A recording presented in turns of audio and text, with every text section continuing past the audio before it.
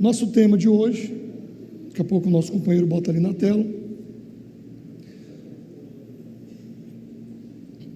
é sobre epistemologia do pentecostalismo clássico. Fiz uma pequeno ajuste, mas diz a mesma coisa. Epistemologia do pentecostalismo clássico, a autoridade das escrituras e o papel da experiência. Que a gente consegue tentar mexer um pouco em todas essas questões.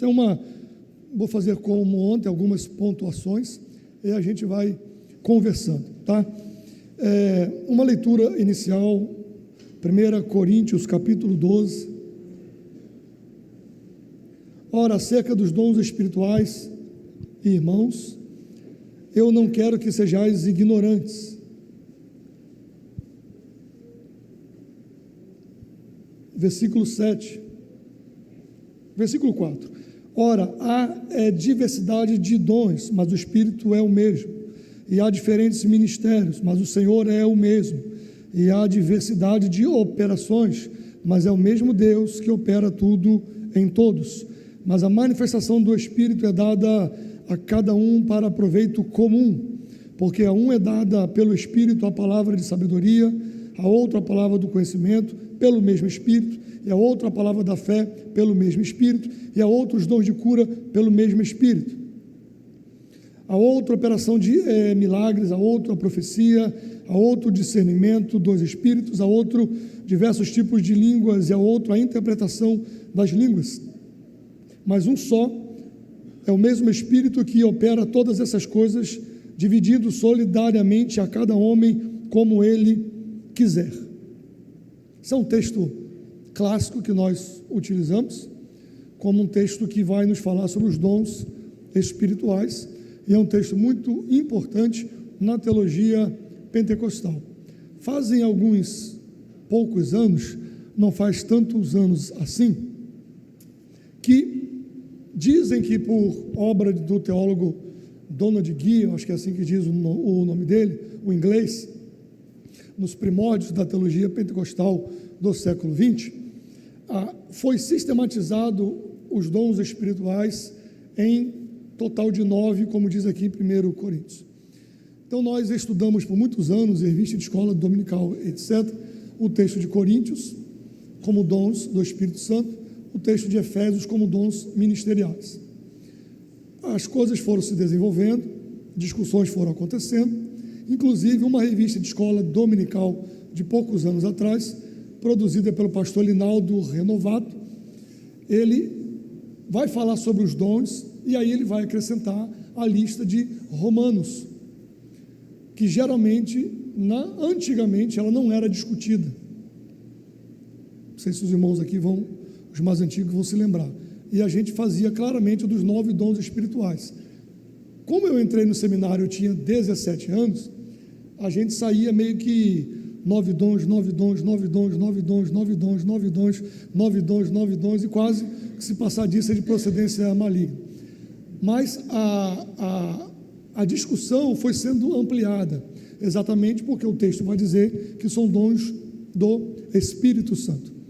E os dons, a discussão sobre os dons foram ampliadas.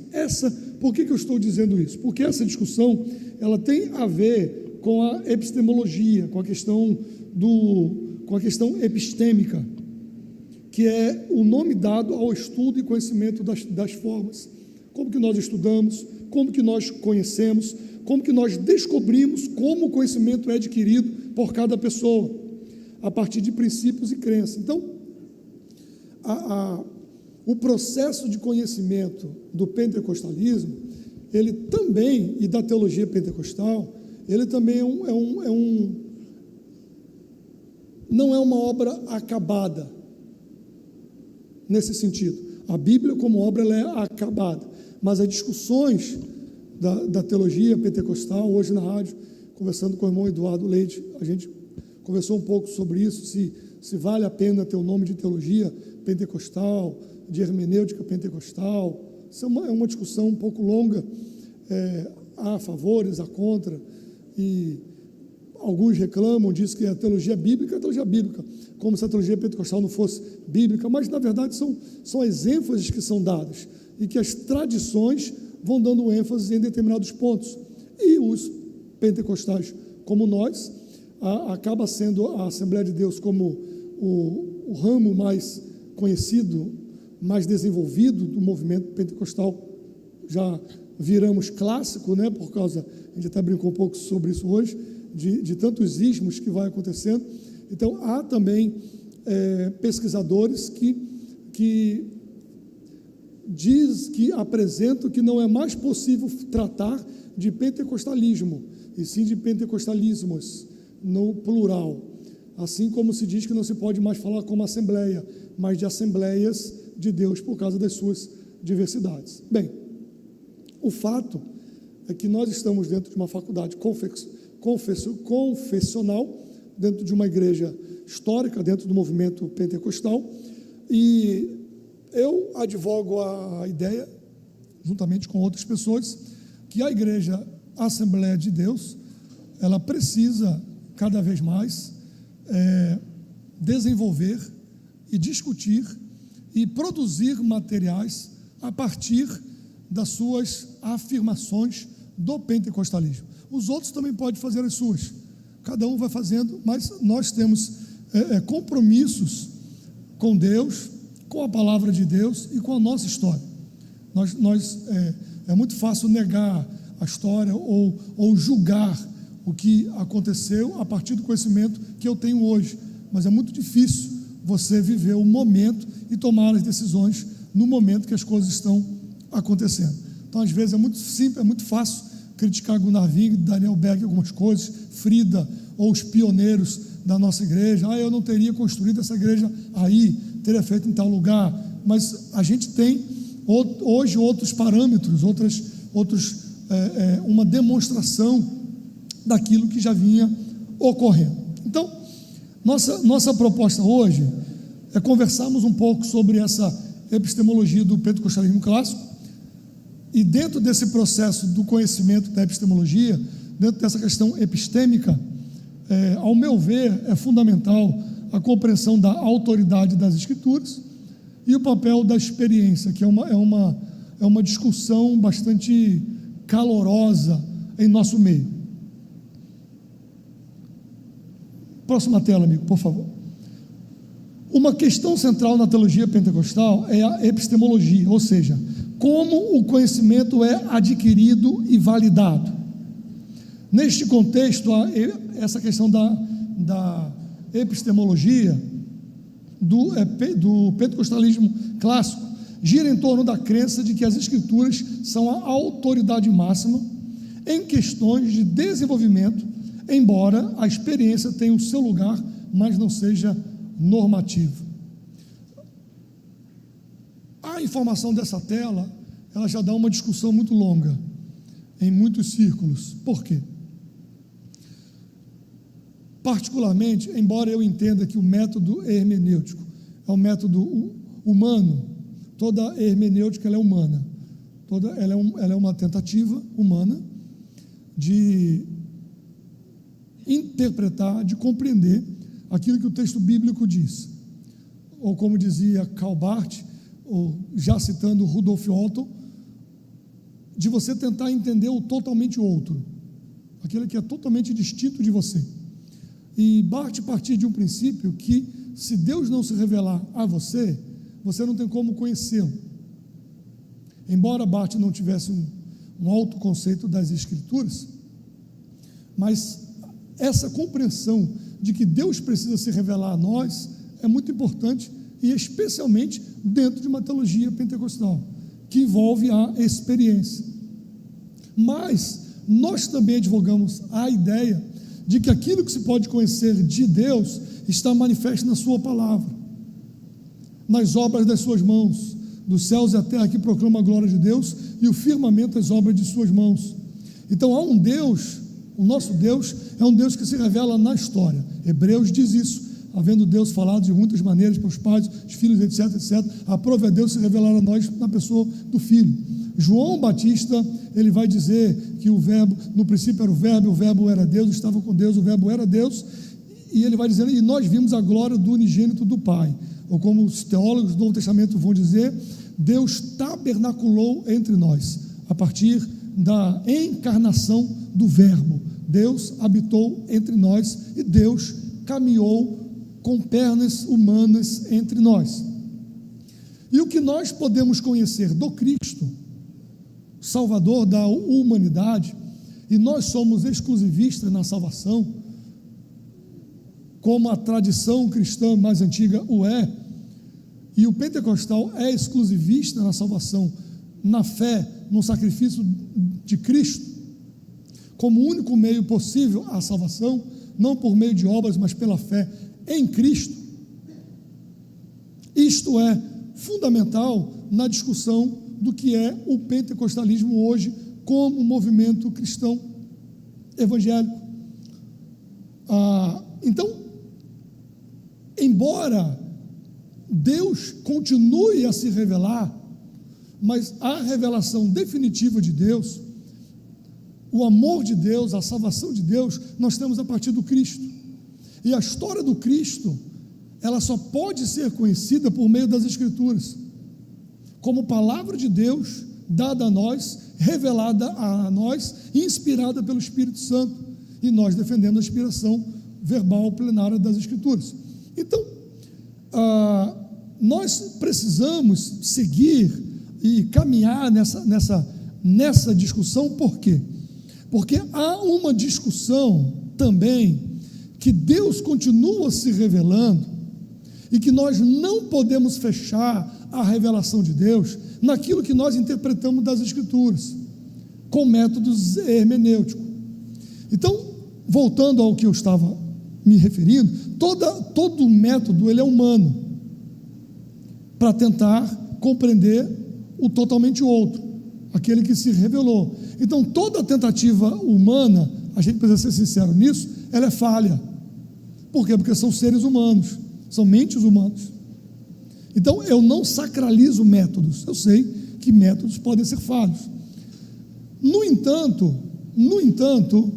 os alunos de hermenêutica sabem disso, no entanto, princípio utilizado historicamente dentro do movimento pentecostal o método histórico gramatical, o método que vai buscar o conteúdo, o significado histórico do que está dito no texto bíblico, mas vai levar em consideração a inspiração plenária, a inspiração das palavras, daquilo que foi colocado no texto, em oposição ao método histórico crítico. E não quer dizer que eu não utilize, eu pessoalmente, o método histórico crítico também, eu também utilizo ele. Só que qual é a diferença de outros métodos? É que o método histórico gramatical, ele é um método que o ponto de partida dele, inicialmente, é que ele trata a Bíblia como palavra de Deus, aonde eu não sou o juiz das Escrituras, aonde não sou eu que julgo as Escrituras, aonde não sou eu que vou decidir o que é palavra de Deus e o que não é. Eu vou tratar o texto, a totalidade do texto, como palavra de Deus. Então, o método histórico gramatical, ele parte desse princípio da Bíblia como palavra de Deus. Alguns críticos e alguns pesquisadores dentro da teologia pentecostal, ou dentro dos ismos dos pentecostalismos, eles vão criticar a utilização também do método histórico crítico. Por quê? Do método histórico gramatical, por quê? Porque é o mesmo método que, por exemplo, sensacionistas usam. É o mesmo método que a teologia reformada, em sua maioria, usa. Então, eles usam esse método e tornam-se calvinistas no sentido da predestinação, e outros utilizam o mesmo método e tornam-se o livre-arbítrio, defendem o livre-arbítrio. Usam esse método e se tornam sensacionistas. Então, alguns advogam que precisamos desenvolver um outro método que abarque a perspectiva da experiência, como uma revelação de Deus. Então, um tema central na teologia, repetindo, na teologia pentecostal é a epistemologia, ou seja, como conhecemos, como o conhecimento é adquirido e é validado. Então, isso gira em torno de que as Escrituras, para nós, historicamente falando, eu que estou ministrando a palestra, acredito nisso, que as Escrituras são autoridade máxima em questões de desenvolvimento, e ela é a moldura. Pense em um quadro. Você tem um quadro, ela é a moldura. E dentro dessa moldura, você faz a pintura. Se você sair da moldura, você está borrando a parede ou outro lugar. Mas você tem que pintar dentro da moldura.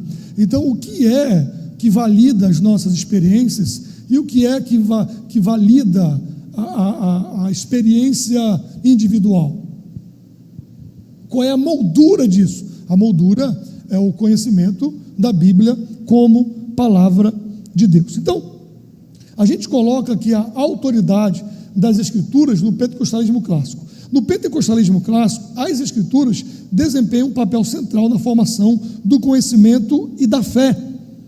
A Bíblia é vista como palavra inspirada de Deus e a autoridade máxima em todas as questões de doutrina e prática. Essa crença é alinhada com a tradição protestante, mas os pentecostais, nós, frequentemente enfatizamos a necessidade da iluminação do Espírito Santo. O fato de enfatizarmos a iluminação do Espírito Santo na interpretação não quer dizer que nós produziremos doutrinas destoantes. A Bíblia é considerada infalível e inerrante em sua revelação. Isso significa que as Escrituras são livres de erros em sua mensagem original, ou nos autógrafos, fornecida com a licença sólida para a fé e prática cristã. Por que eu estou reafirmando o óbvio? Porque a gente está em um período que o óbvio precisa ser reafirmado. A gente está em um período que a gente precisa voltar de algumas formas às bases e às origens da nossa fé. Tem uma opinião ou tem uma impressão, e conversando com algumas pessoas, por exemplo, a discussão de teologia reformada, de livre-arbítrio, de predestinação, ela é meio que no seio assembleano, pelo menos a impressão que eu tenho, nos últimos anos ela é meio que uma discussão já vencida. Essa lacuna foi preenchida com publicações de livros excelentes. Está aqui, irmão Eduardo Leite, que já publicou, irmão Valmir, e outros que já publicaram a publicação das obras de Armínio, e vários outros livros que vão preencher uma lacuna que antes a questão da predestinação nadava de braçada nos seminários, nas escolas, nas livrarias, e a gente ficava vagando e tentando achar alguém. Então isso foi Craig Kinner e outros que vêm surgindo e vão, isso, então para mim, ao meu ver, a leitura que eu faço é que essa discussão ela meio que é uma discussão vencida. Porém, dentro do pentecostalismo, eu até citei algumas coisas ontem, a impressão que eu tenho é que nós somos ainda uma espécie de muro de contenção de questões morais, comportamentais, de valores, e também, e obviamente como igreja que somos, da prática da fé, da vivência da fé, da oração, das vigílias, da escola dominical e etc. Então, a impressão que eu tenho é que há uma articulação,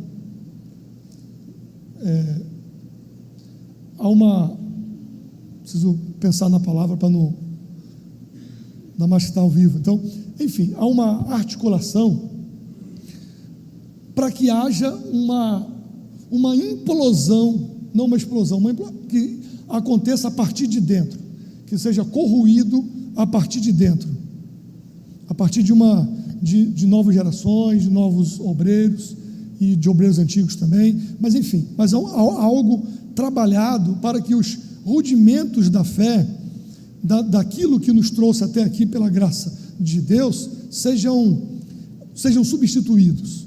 Essa proposta da desconstrução, de desconstruir valores familiares, de desconstruir o valor da vida, de desconstruir a família como nós entendemos, das escolas não ter mais dia das mães ou dia dos pais, e alguns crentes ainda caem na besteira. Não, eu não comemoro porque essa é uma data capitalista.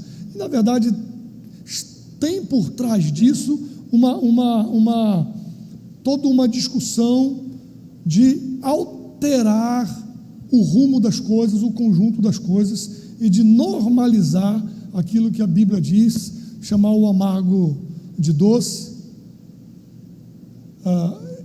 Há um processo, há uma organização de se desconstruir uma história e lançar outras bases e outros movimentos em relação a isso. Então, é fundamental, ao meu ver, que a gente retome aos rudimentos da fé que nos trouxe aqui. E dentro desses rudimentos, a centralidade e a autoridade das Escrituras não podem ser negociadas. Porque se eu não tiver a Escritura como base do conhecimento, eu vou ter um problema. Por quê? Porque você tem hermenêuticas pós-modernas, ou o nome pós-moderno está ficando meio fora de moda, se é pós-moderno, se a modernidade está tardia, se é modernidade religiosa, se é líquida, seja lá o que for. É uma época de relativismos, é uma época de pluralismo, é uma época de verdades pessoais, é uma época de questionamentos do que você quiser, e nós vivemos uma ditadura dos tolerantes, né? Eles pregam tanta tolerância, mas são intolerantes para com a fé cristã. Eu fui para uma aula de um doutorado em sociologia, e eu fui assistir a aula. Eu estava querendo fazer algumas pesquisas, e eu fui na Universidade Federal, e eu consegui ser aceito como aluno especial por uma aula de sociologia, de ciências da religião. E eu fui assistir, e eu peguei o currículo do professor, era extraordinário, pós-doutorado na USP, era uma autoridade em religiões nórdicas, uma autoridade, assim, uma das maiores autoridades brasileiras em religiões nórdicas. E eu fui assistir a aula dele, e pulando a parte que eu não consegui identificar o professor, quase que eu passo uma vergonha terrível, né? Ainda bem que eu fiquei quieto no meu canto. E aí o professor começou a dar aula, aí ele se apresentou como era o professor, deu as boas-vindas a todos, e ele gastou 50 minutos da aula dele dizendo como que o cristianismo fez mal à Escandinávia.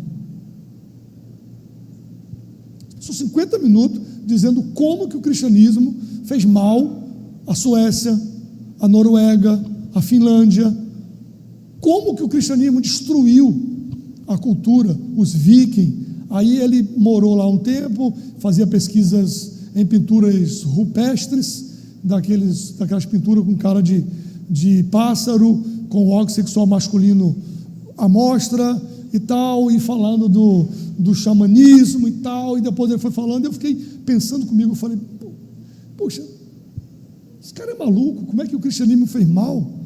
E na história foi uma opção dos vikings, deles, e como que fez mal? Na verdade, até os historiadores tentam entender como é que a religião viking, tanto com os deuses como Thor, Odin, né? Depois de eu assistir umas 4 aulas dele, falei, é melhor eu ver os filmes da Marvel, que eu ganho mais assistir os filmes da Marvel do que eu ficar nessa aula aqui. Eu ganho mais vendo Vingadores do que porque não tinha sentido. Para mim não fazia sentido aquilo, mas o sentido dele e o sentido da discussão era demonstrar como que o cristianismo é mau, como que o cristianismo é uma coisa ultrapassada, como que é um absurdo. Agora, se fosse eu, como professor, dando aula sobre qualquer coisa, desfazendo de outro sistema de fé, dava coordenação,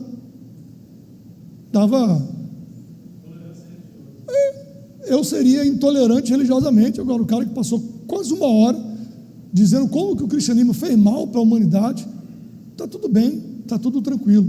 Então, há uma tentativa de alguns movimentos de tornar também a nossa pregação e a nossa vida palatável. Algumas pessoas, eu critico também, no livro da Escola Dominical, eu aprofundo um pouco mais a discussão, no que Bultmann, ele vai falar sobre o Cristo que ressuscita na fé, mas que não ressuscita na história, não ressuscita de fato na história vivida, mas sim na crença do povo.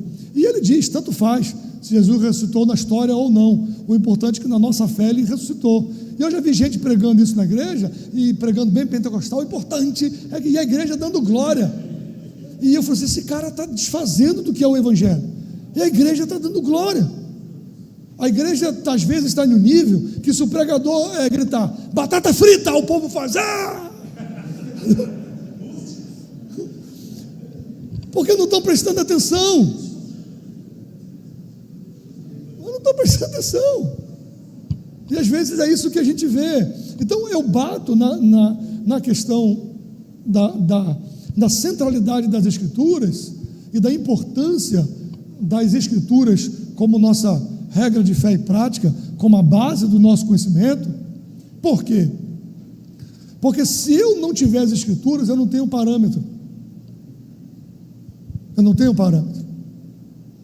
Mesmo com as nossas dificuldades hermenêuticas, mesmo com a dificuldade dos métodos, mas se eu tirar a autoridade do texto, eu tiro a estabilidade. Eu estou como um barco em um mar revolto sem âncora. Eu não tenho onde me apoiar. É uma consciência daquela que Jó disse, ainda que ele me mate, nele eu, cadê os crentes aqui, pô? Nele eu, é uma consciência, né? Parece uma contradição, ainda que ele me mate, nele eu esperarei. Então, eu volto na questão, reafirmo e coloco da centralidade das Escrituras. Por quê? Porque nós somos uma igreja que erroneamente fomos acusados de termos a nossa fé baseada na experiência. Mas a nossa fé não é baseada na experiência. A nossa fé é baseada na revelação do Cristo, o Filho de Deus. O pentecostalismo é cristocêntrico. Jesus Cristo, repita comigo, Jesus Cristo salva, Jesus Cristo. Não, eu estou numa igreja, me ajuda. Não, vamos lá. Primeiro, Jesus Cristo salva, Jesus Cristo,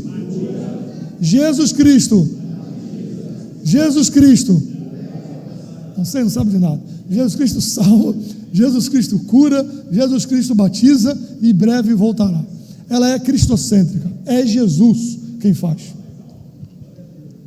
É Jesus quem faz. Ela é cristocêntrica. Algumas pessoas tentam dizer que a nossa fé é pneumatológica, ou que a missão é pneumatológica, e eles tiram a missão de Cristo e botam a missão no Espírito. Então tem escritores, tem teólogos, tem que defendem claramente que Jesus separa, Deus une, e que você não pode ter uma missão baseada no Cristo, mas sim no Deus que se revela em todas as culturas e em todo o sistema de fé, e que você precisa ter uma missão baseada no Espírito, porque o Espírito age no mundo, porque ele já se movia sobre a face das águas na criação de tudo. Então o Espírito está se movendo no mundo, independente do Cristo. O Cristo funciona para os cristãos, não para os outros. Então essas discussões, elas vão migrando também para dentro da discussão pentecostal e para dentro da academia, colocando a ênfase na experiência. Só que você tem um problema, a experiência é subjetiva.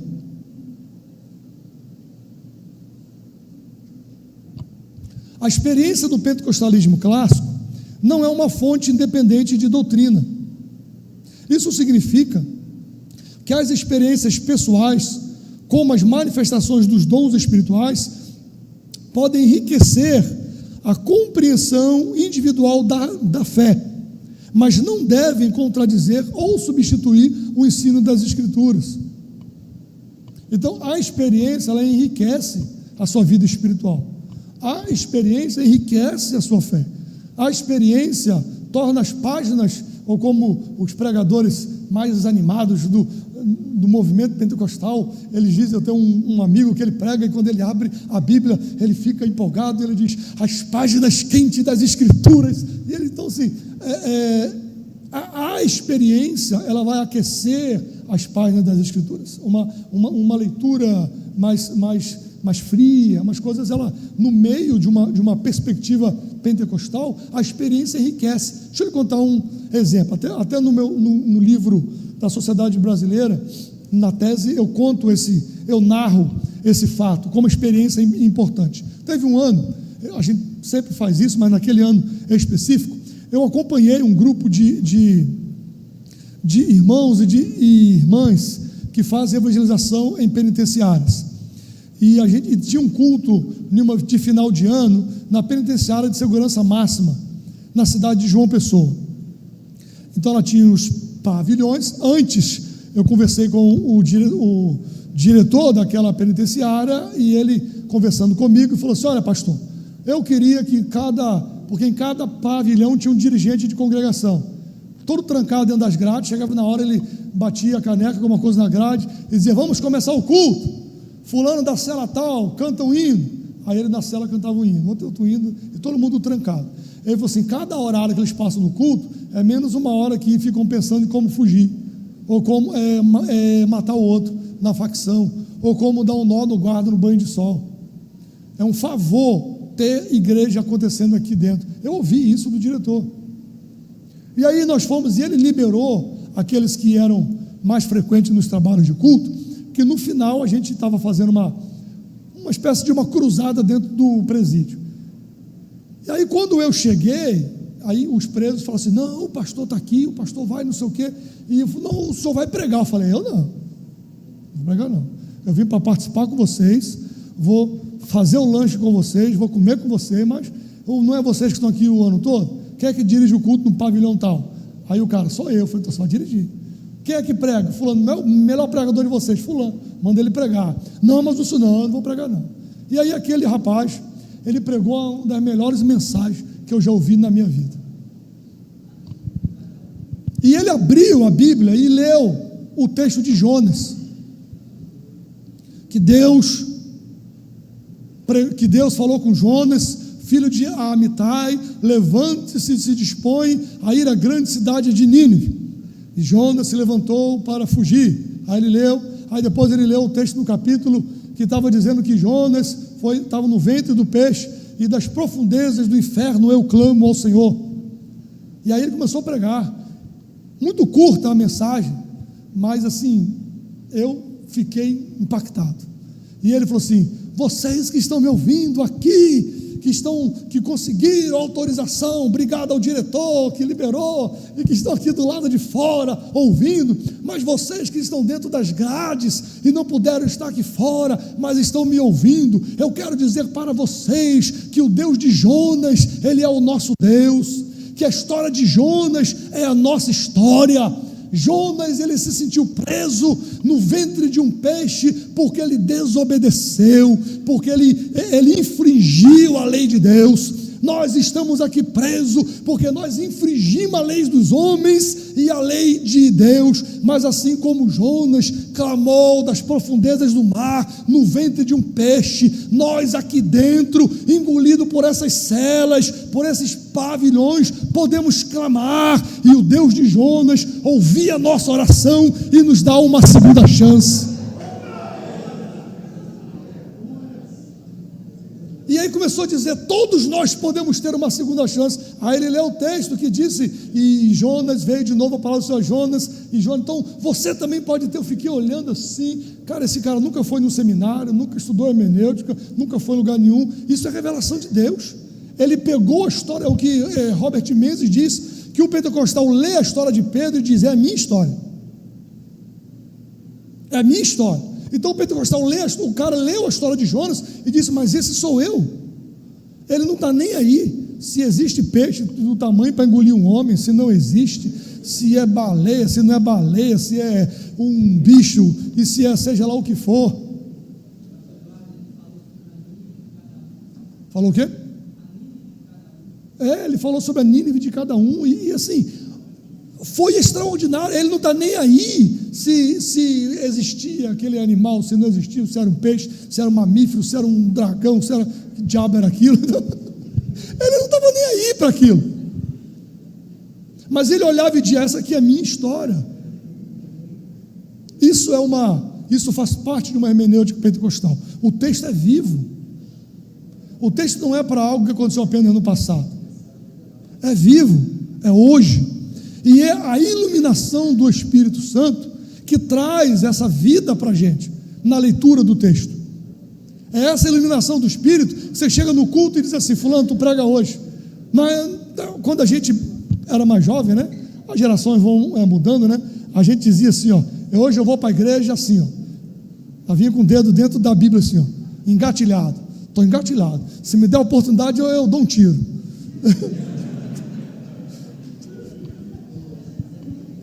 Todo crente, ou a maioria pelo menos, aqueles que tinham uma veia mais pregadora, ele ia assim, ele pegava um texto em casa, ele já ia com um dedo marcado. Culto de mocidade, e aquela moça. Então assim, essa perspectiva que querem roubar de nós.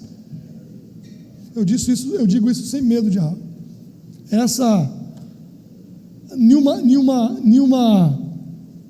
Nenhuma tentativa de dizer que nós estamos melhorando ou estamos nos tornando mais refinados, no fundo, é isso que querem roubar de nós, essa espontaneidade.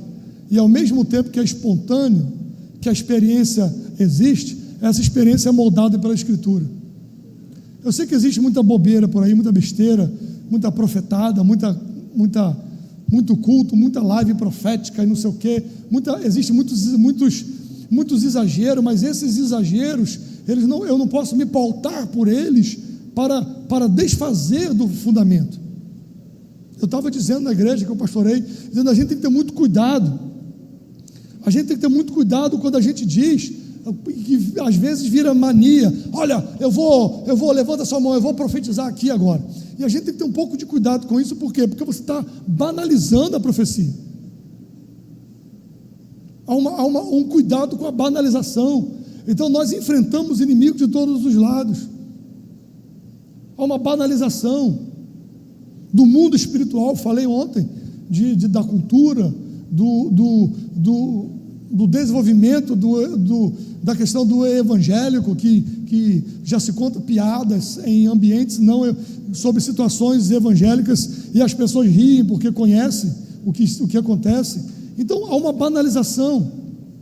Então a experiência no pentecostalismo clássico não é uma fonte independente de doutrina, e nós sempre fomos ensinados que experiências pessoais são pessoais, ela não pode ser doutrina para a comunidade.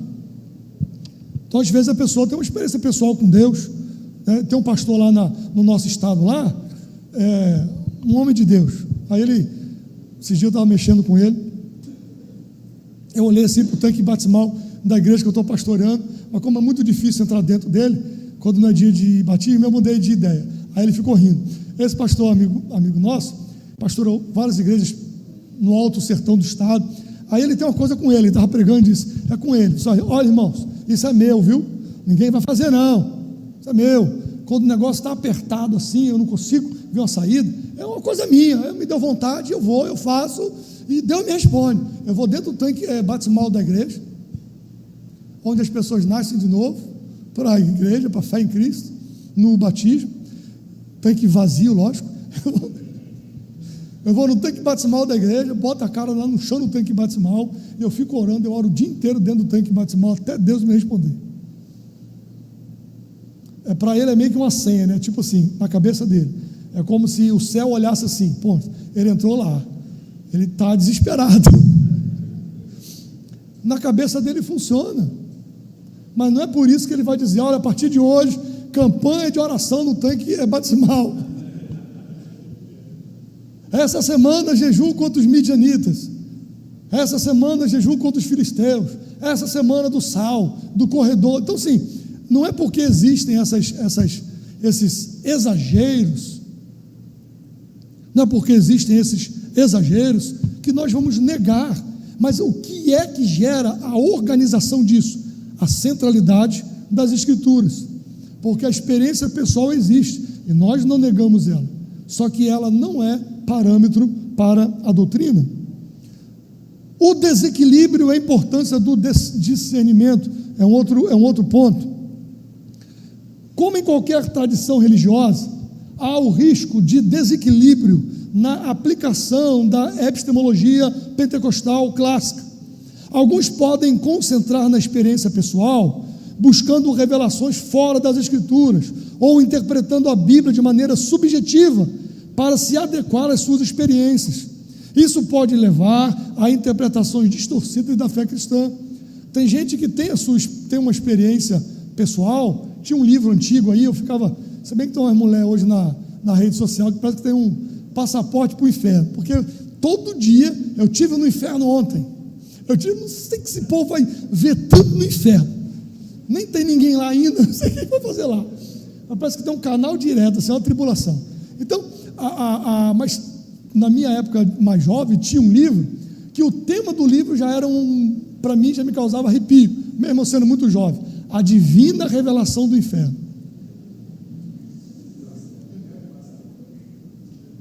Então, assim, já é complicado, entendeu? Aí pessoas que vêm de uma tradição espiritual do lado negro da força, uma pessoa que vem de uma tradição espiritual contrária, eles têm as suas experiências e eles querem subjugar a leitura do texto bíblico com as suas próprias experiências, e botando as suas experiências como padrão. E aí você tem esse monte de tumulto que está acontecendo hoje, de vários movimentos, de vários tipos de igreja, de vários tipos de coisas, a igreja do poço de não sei o quê, a igreja do andar da Arca de Noé, a igreja daquilo, baseada em revelamentos, porque às vezes não é nem revelação, às vezes baseada na adivinhação, jogando coisa. Olha, há alguém aqui nessa noite que está com dor de cabeça. É possível que tenha gente com dor de cabeça, né? Entendeu? Coisas normais. Aí começa a banalizar isso. Então não é porque existe a banalização. Então eu preciso equilibrar. Então, por outro lado, há aqueles que podem negligenciar o poder e a relevância das experiências concretas, seguindo rigidamente as interpretações acadêmicas das Escrituras. Isso pode resultar em uma fé intelectualmente rica, mas carente de uma conexão viva com o Espírito Santo. Eu me lembro de um professor que eu tive, ele sabia que eu era assembleano, e que eu acreditava e acredito em milagres, e ele fez de propósito naquele dia. Aí ele leu o texto de Marcos, da multiplicação dos pães e peixes, e ele leu, e ele fez a hermenêutica, ele falou assim, uma hermenêutica social, a interpretação social do texto. E aí o pessoal ficou assim, nossa, que descoberta. Aí dentro de mim eu falei assim, mas isso é um filisteu mesmo, ele está destruindo a fé do povo. Ele leu o texto e disse o seguinte: olha, o que é que aconteceu ali em Marcos? Que Marcos é muito vivo nas suas narrativas, é um evangelho escrito no gerúndio, né? Jesus está sempre andando, falando, curando, e ele manda separar em grupos. Aí ele disse, imagina aquelas pessoas com roupas coloridas na relva verde, separado em grupos de pessoas. Então, a história daquele menino com pães e peixes, qual foi o milagre que Jesus fez ali?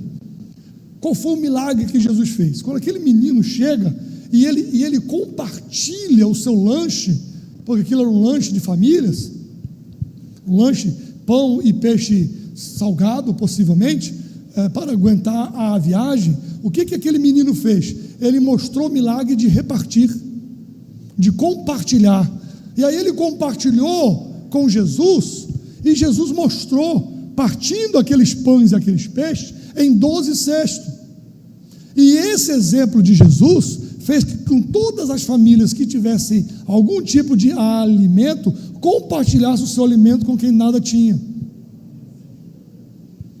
Então o milagre ali não foi um milagre de que aqueles pães e peixes alimentaram os 5.000, não, mas o exemplo de Jesus fez, daquele menino, fez com que as outras famílias também compartilhassem aquilo que tinha, aí deu para todo mundo comer e sobrou.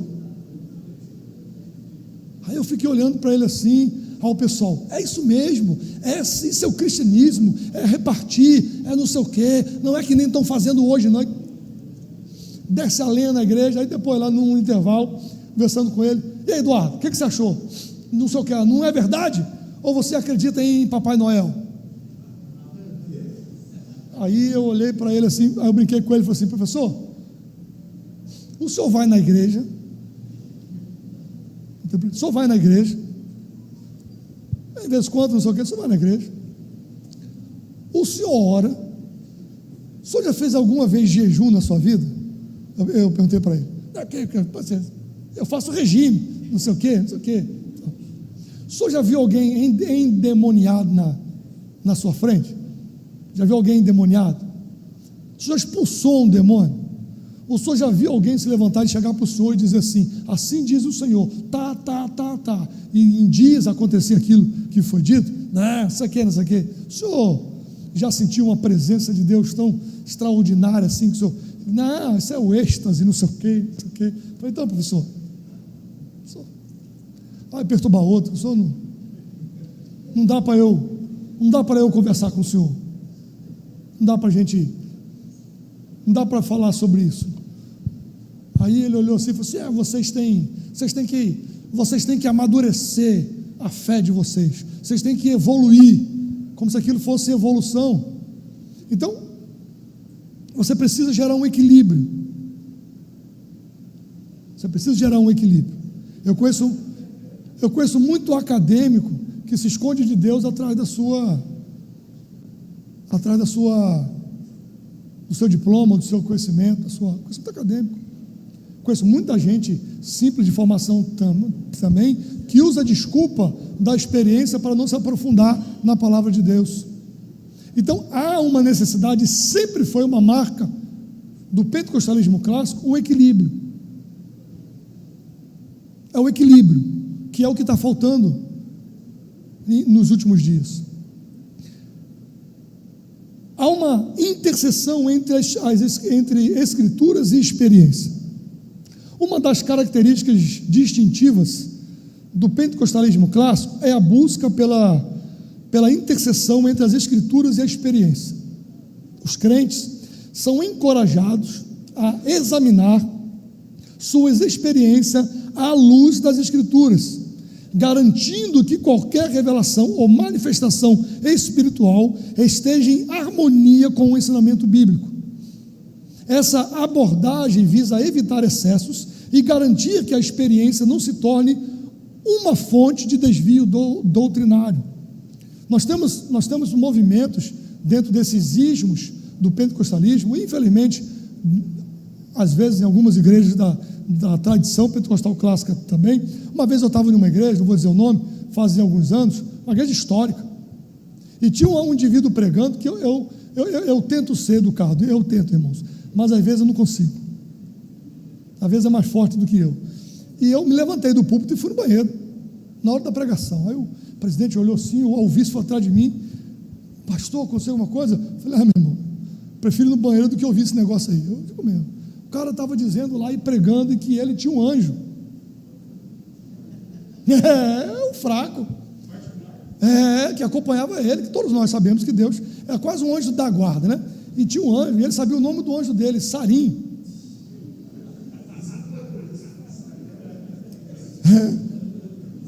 Isso era um púlpito de uma Assembleia de Deus, irmão. Era um anjo, era uma arma biológica, e que tinha ele dizia a altura do anjo, o peso do anjo, o tamanho da lança de Sarim, e eu já estava me incomodado, já sentado naquele púlpito, de tanta besteira que ele estava dizendo antes. e que o peso da lança de Sarim, eu estou vendo Sarim aqui agora, e quando ele bate a sua lança no chão, a terra treme. Cuidado que ele vai bater agora. Antes dele bater, eu me levantei e saí. Vai que treme mesmo e eu caio naquele negócio, né? Então assim, e a igreja parecia que o teto ia o quê? Falar com ele, falar, manda esse anjo vir falar comigo. Então assim, são coisas absurdas que infelizmente, mas que acabam misturando as coisas na igreja. Você prega, olha, eu estou um anjo com uma bandeja, está caminhando no meio do povo, o povo começa mas Jesus está ali, o anjo. Anjos são espíritos ministradores, e você parece o povo do tanque de Betesda, está esperando um anjo movimentar a água, se é que era um anjo mesmo, mas isso é outra história. E Jesus entrou lá, chegou lá dentro, lá ninguém viu ele, porque estavam com o olho numa superstição. Então assim, a gente precisa buscar essa interseção entre as escrituras e a experiência. Então o que é que vai botar um limite na nossa imaginação, na nossa natureza humana caída, na nossa cultura religiosa, mística, porque é um misticismo na cultura brasileira.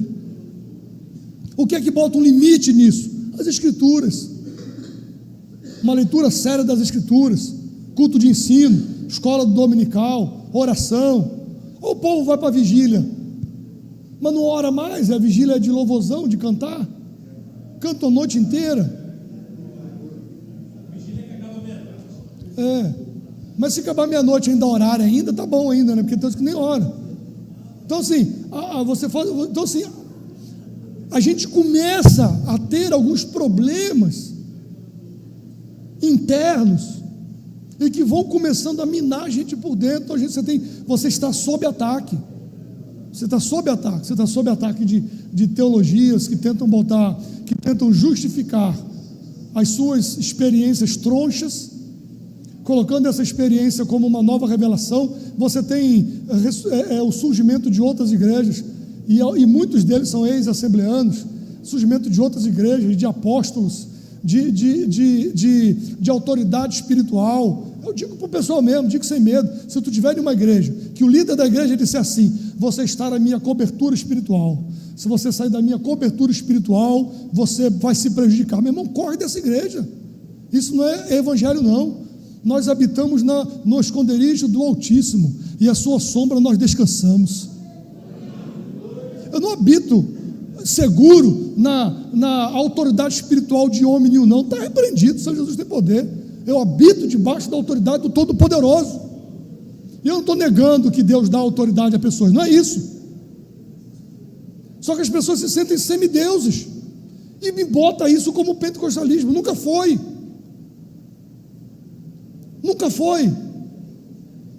Então, o que é que me gera o parâmetro disso? Para que eu não deixe que a experiência gere uma nova revelação, uma nova unção, uma nova não sei o quê, uma nova isso, cada dia uma onda diferente que está se surfando, isso e tal, e você vai reinventando, parece uma promoção, como as músicas, né, que lança-se single, é como a música de verão, a nota de $1 milhão, você fica aquele chiclete, aquele hino na sua, então a gente fica brigando. Eu não brigo com cada hino na igreja. Não, mas como que o senhor deixa cantar esse hino? Meu irmão, daqui a 3 semanas ninguém canta mais. Se eu ficar brigando aí que vão cantar, vou cantar agora, vou cantar. Vai passar. Ano que vem ninguém nem lembra mais desse hino. Está cantando outro. Então você precisa, mas da onde que você faz isso? Pela centralidade das escrituras. Se a escritura se ela está no centro ou não. Então essa abordagem visa evitar excessos e garantir que a experiência não se torne uma fonte de desvio doutrinário.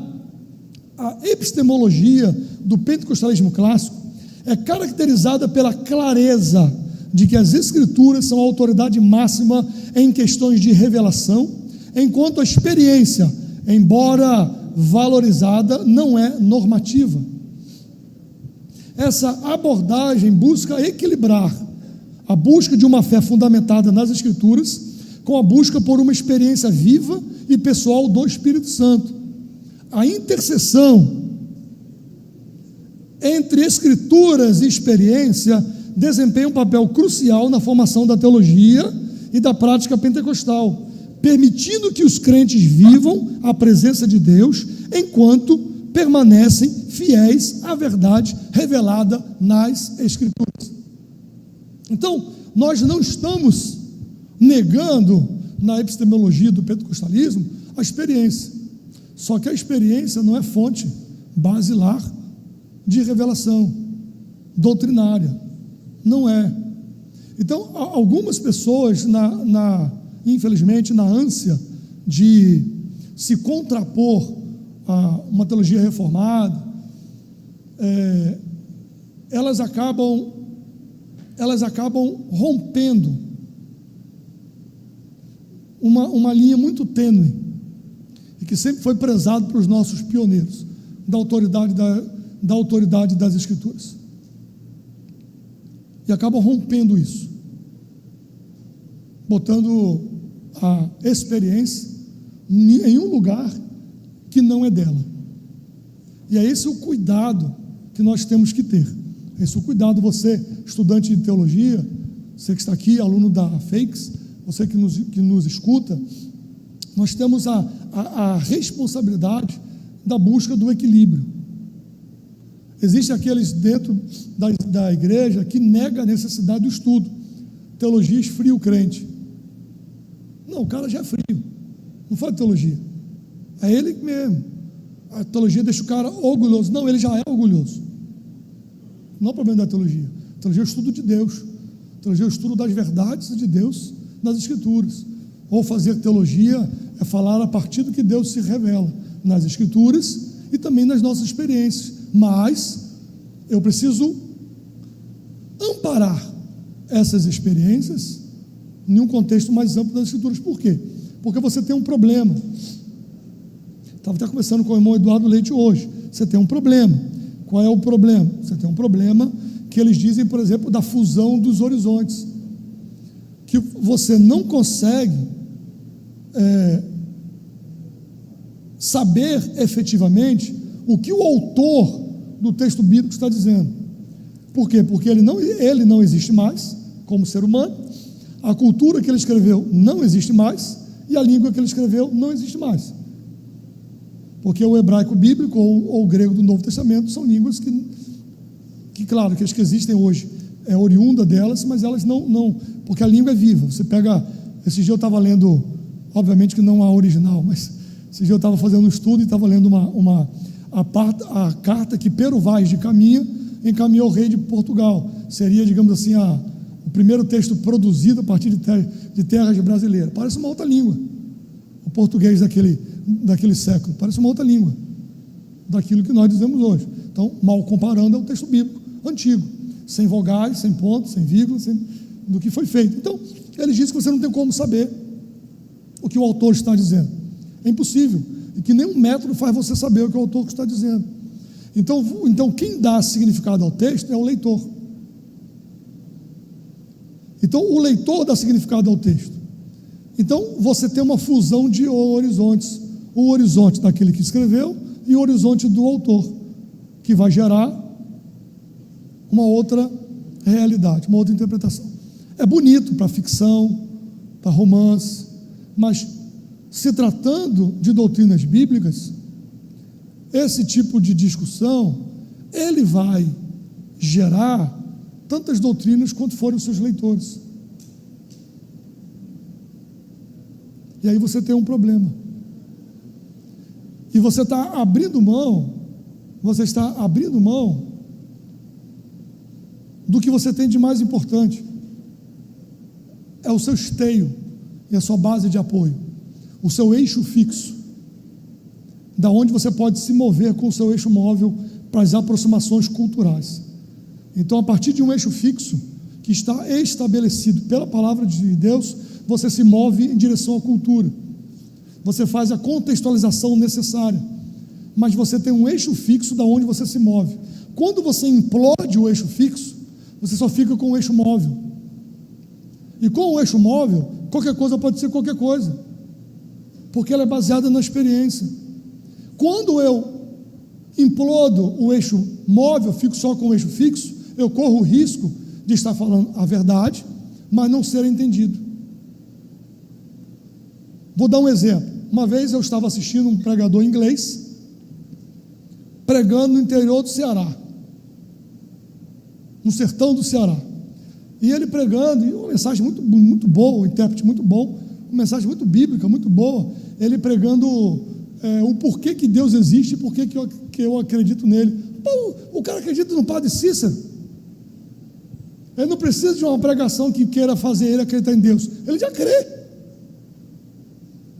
Então ele estava pregando a verdade, mas não tinha impacto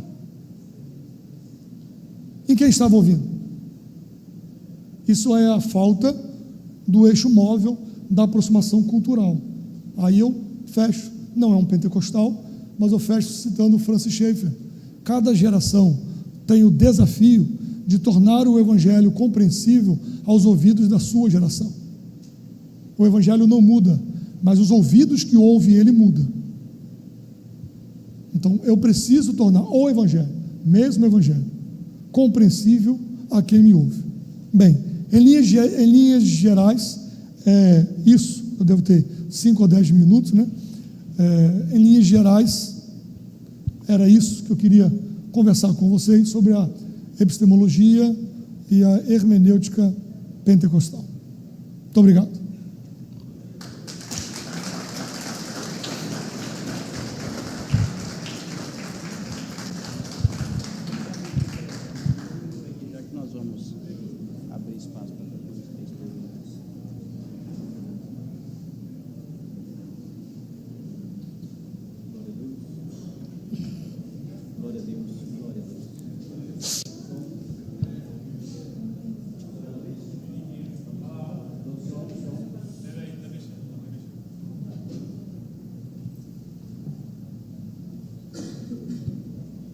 Som. Testando. Quantos podem dar glória a Deus por aquilo que ouviram nesta noite?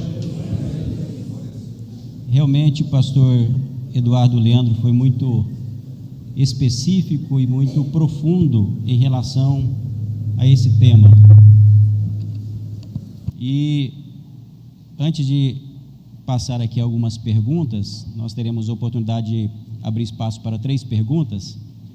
E é importante destacar por que esse tema está sendo tratado aqui nesta semana teológica.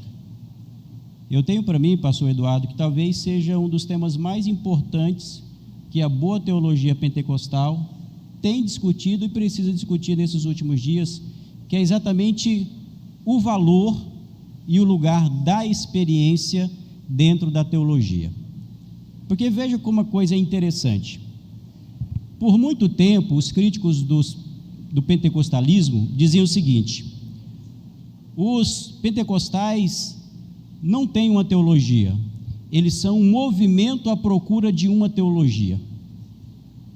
Só que, por outro lado, aqueles que são pentecostais respondem de uma outra forma, dizendo assim: talvez nós não tenhamos uma teologia, porque nós vivemos uma teologia, e nós vivemos a teologia em razão dessa experiência.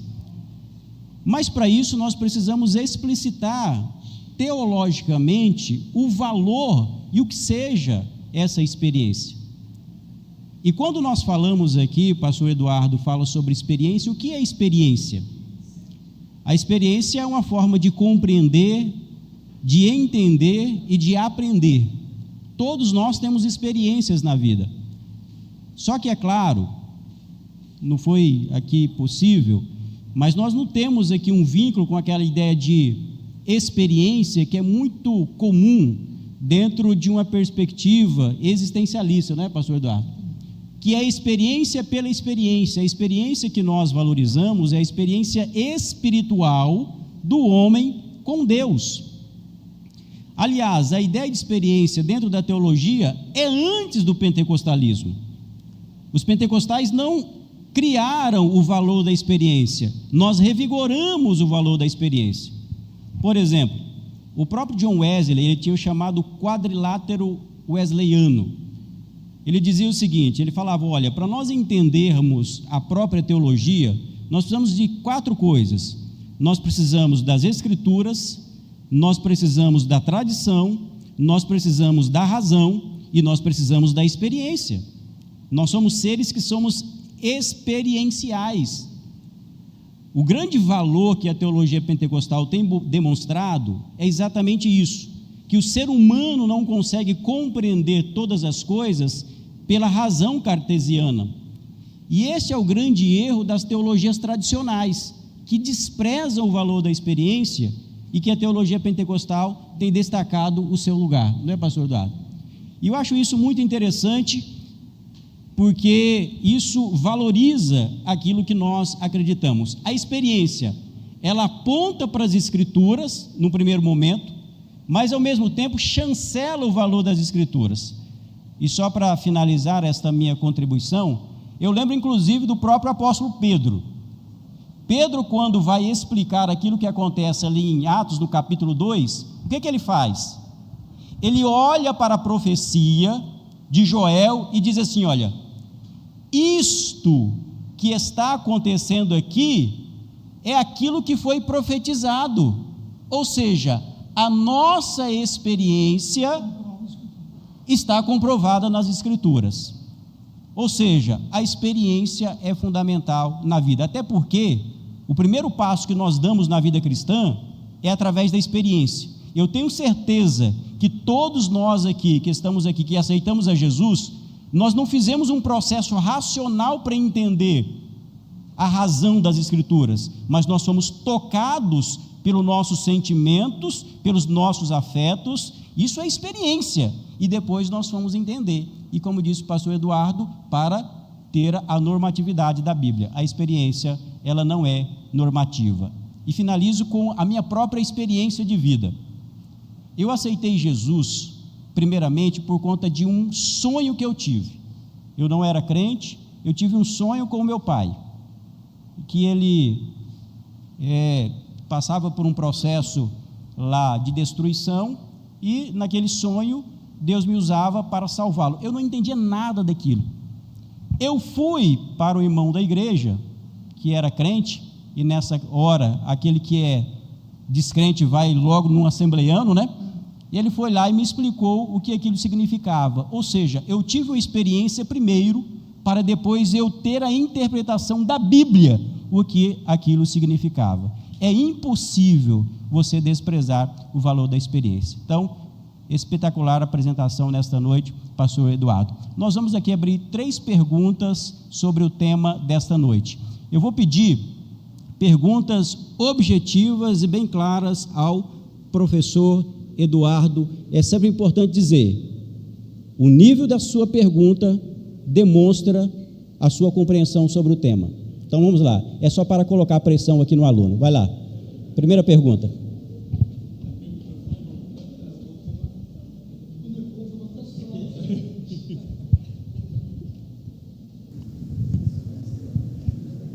Conta a sua bênção, irmão. Amém. A pergunta que surgiu aqui, eu até escrevi aqui para não esquecer, mas é o seguinte. Então eu vou contextualizar para que todos entendam a minha pergunta. Se eu não souber responder, o professor Vamir responde, viu? Vai lá, qualquer coisa. É o seguinte, vemos então hoje em dia nós temos, digamos assim, uma modernização, entre aspas, entrando dentro das igrejas hoje, né? A exemplo disso, nós temos igrejas tradicionais, como por exemplo a Wesleyana, inclusive, aceitando coisas, né, e até banalizando, né, alguns tipos de pecado, vamos dizer assim. Então nós podemos dizer que a falta então de se enraizar e permanecer totalmente na palavra, né, dando margem para a experiência, como o senhor bem enfatizou, podemos dizer então que isso aí abre espaço para relatividade, né, vamos dizer assim, o que torna o evangelho mais, entre aspas, palatável, né, para certas culturas, como por exemplo a cultura woke, que está tentando entrar na igreja de todas as formas, né, mas eu acho que, pelo que o senhor falou ontem, né, eles não conseguem nos entender para nos manipular, né? Eu acho que essa dificuldade, mas de alguma forma eles estão conseguindo colocar essas culturas mundanas dentro da igreja hoje. E aí eles começam a pegar não as escrituras, e sim algo relacionado à experiência. Pelo menos é isso que a gente consegue entender. Até porque a escritura, por mais que ela é viva, mas ela é rígida, ela não se dobra, a não ser que o camarada use textos fora de contextos para poder manipular a escritura de acordo com o seu bem-querer.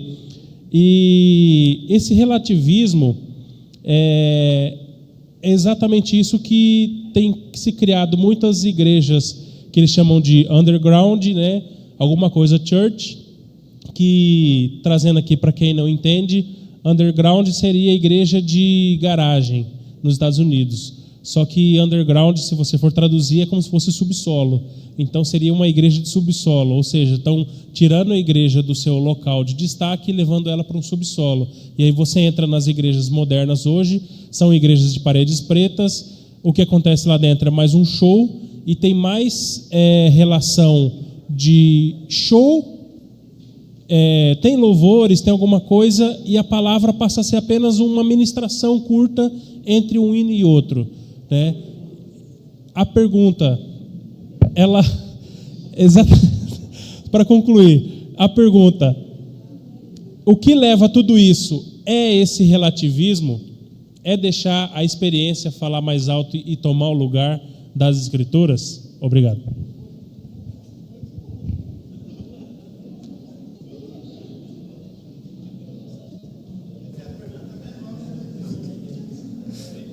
Meus irmãos, dá para voltar a fita para eu lembrar o que ele começou?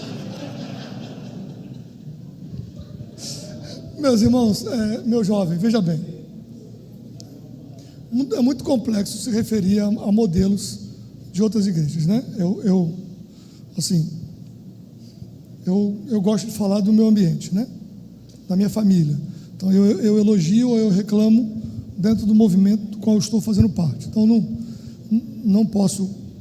não me cabe fazer um julgamento, até porque eu preciso entender o que você está chamando de modernidade. Sobre as culturas da sociedade que acontece, a igreja, ela é uma fotografia do lugar que ela está inserida. Então, cada geração tem as suas lutas, os seus problemas, e tenta se responder a isso, né? Tenta se responder.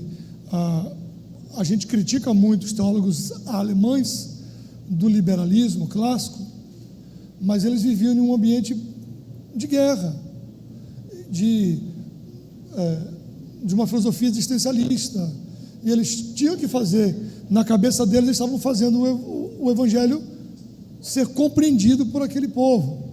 Tiraram o poder do evangelho, botaram mitos, etc.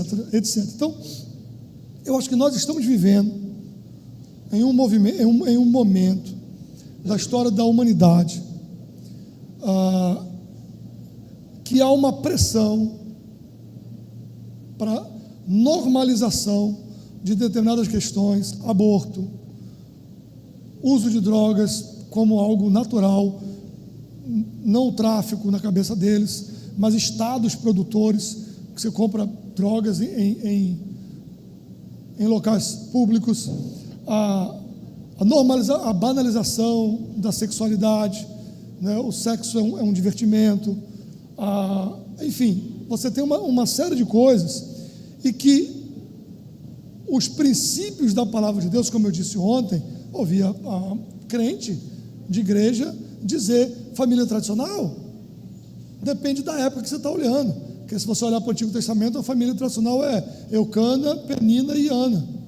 Então é uma perspectiva deles de fazerem a leitura. Então eles tentam, como eles não conseguem, não vão conseguir parar a igreja, porque ela está, estou sendo bem pastoral, que ela está estabelecida sobre Cristo, e ela não pode ser parada na sua marcha, esta igreja militante, triunfante. Então o que procuram fazer? Procuram se estabelecer dentro das suas estruturas, dentro dela, normalizando comportamentos negando princípios das Escrituras, ou reinterpretando esses princípios, como a questão da junção de pessoas do mesmo sexo, que não foi isso que Paulo quis dizer. Só dar um exemplo, eu sei que o tempo é curto, mas um exemplo bem simples. Eu estava numa palestra de jovens, de um retiro de jovens, preguei e tal, aí chegou um garoto, um jovenzinho, do meu lado, assim, aí sentou, e aí, pastor, beleza? Falei, tudo jóia. Aí ele falou assim, esse texto de Coríntios, que fala sobre prostituição, ali é porneia, começou a começar no grego comigo e tal, e aquilo ali Paulo estava dizendo de um pessoal que vai para a prostituição, mas você ama a sua namorada, está vivendo junto, relação sexual com ela não tem problema nenhum não, a Bíblia não condena isso não. Essa é a interpretação que vocês fazem, mas não foi isso não, porque o grego, porque não sei o quê. Olhei para ele assim, perguntei assim, quantos anos você tem? Aí ele, 17. Falei, tu congrega onde, Treva?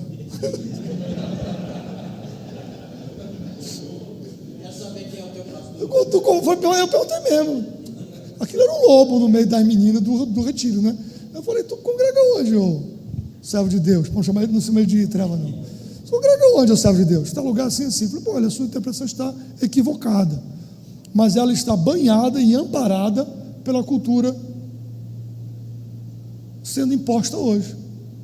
Essa cultura que está imposta hoje. Então eles tentam reinterpretar o texto bíblico, que é exatamente o que Paulo diz a Timóteo, ajuntarão o mestre para si de acordo com as suas concupiscências. Então, daí a necessidade de ter o parâmetro da palavra de Deus, do texto bíblico. Não é uma intenção de disputa, mas de você ter o parâmetro da verdade. E a verdade resiste ao debate. Vai passar, a moda do dia vai passar. A gente vai ficar. Se Jesus não voltar até lá, a gente morre e outra geração vem, a igreja permanece. Então a gente não pode ficar se curvando à moda do dia. Aí apareceu uma nova moda de crescimento de igreja, apareceu não sei o quê. A gente pode estar se curvando a isso. Precisa ter os padrões estabelecidos. Não sei se eu lhe respondi ou se eu protelei mais ainda, mas é mais ou menos isso. Depois você volta a fita que você entende.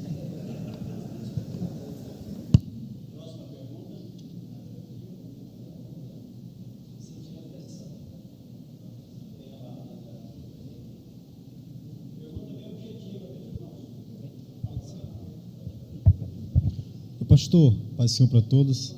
A minha pergunta é, na sua avaliação, dentro da teologia do pentecostalismo clássico, como já foi ministrado aqui, que desde o seu nascedouro tivemos teólogos, ou seja, os representantes desse pentecostalismo sempre foram homens teologicamente bem centrados, biblicamente, mas no decorrer da história do pentecostalismo nós vemos uma mudança no meio, especialmente da Assembleia de Deus. O que seria o fato de que ela abriu espaço para alguns modismos. Quem seria responsável para a entrada desses modismos em boa parte do neopentecostalismo dentro do ambiente pentecostal clássico? A quem, na sua avaliação, o senhor responsabilizaria, tendo em vista a própria igreja ter os seus fundamentos? Me fez entender? Sim, muito difícil lhe responder isso. A gente teria que ter um semestre de conversa para fazer uma análise disso. Mas o fato eu atribuo algumas dessas coisas ao pragmatismo, à necessidade de ser relevante.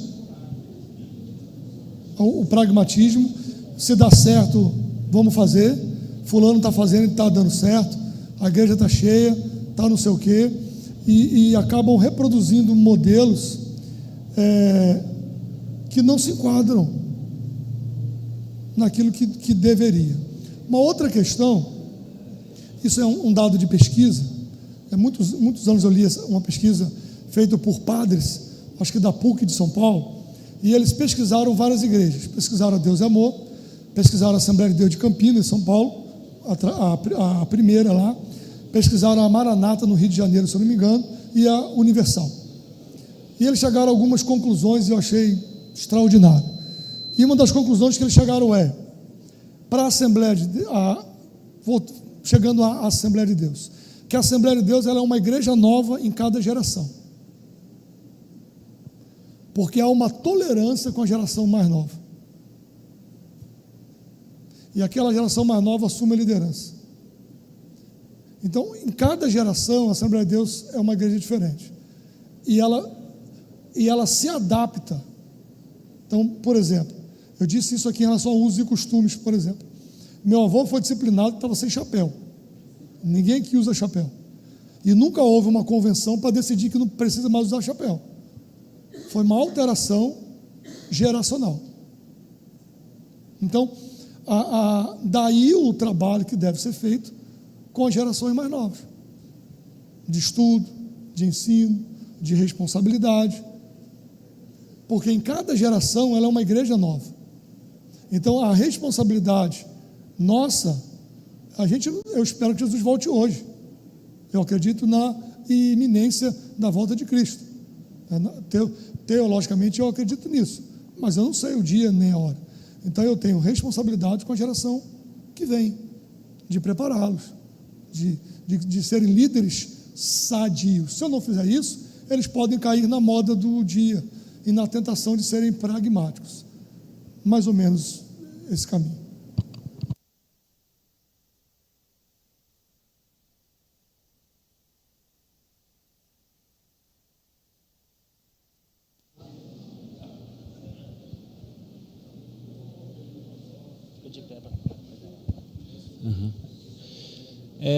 Sobre o que o irmão, ele já, na verdade ele fez já ali, né? Ele falou, aí o senhor colocou aqui o pragmatismo. A minha preocupação é a seguinte, a minha pergunta para o senhor é a seguinte, o senhor acha, o senhor entende, o senhor avalia que a maioria dos nossos pastores, seja ele de setor, seja ele de congregação, o senhor acha que entende que a maioria desses nossos obreiros, a nível Brasil, não Mato Grosso, se perguntar hoje para ele o que é pragmatismo e como ele atua, eles sabem? Sim ou não?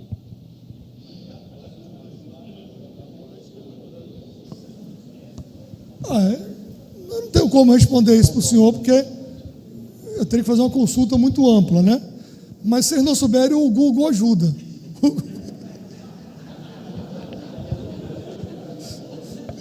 Se não souber, o Google ajuda, entendeu? Respondi, né?